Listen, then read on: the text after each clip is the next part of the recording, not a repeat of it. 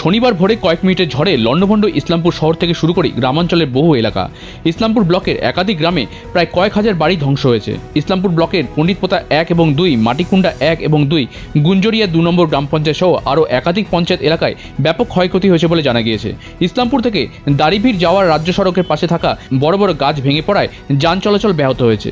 পুলিশের উদ্যোগে কাঠুরে এবং স্থানীয় বাসিন্দাদের সহযোগিতায় ধীরে ধীরে পরিস্থিতি নিয়ন্ত্রণে আসছে। শহর থেকে গ্রাম সমস্ত এলাকায় বিদ্যুৎ সংযোগ বিচ্ছিন্ন হয়ে রয়েছে। এই ঝড়ের কারণে চাষাবাদেও ব্যাপক ক্ষয়ক্ষতি হয়েছে। যেসব বাড়িতে ক্ষয়ক্ষতি হয়েছে সেসব বাড়িতে প্রাথমিকভাবে ত্রিপল দিয়ে সাহায্য করা হচ্ছে বলে জানিয়েছেন জনপ্রতিনিধিরা। ইসলামপুর থেকে শুভজিৎ চৌধুরীর রিপোর্ট, উত্তরবঙ্গ সংবাদ।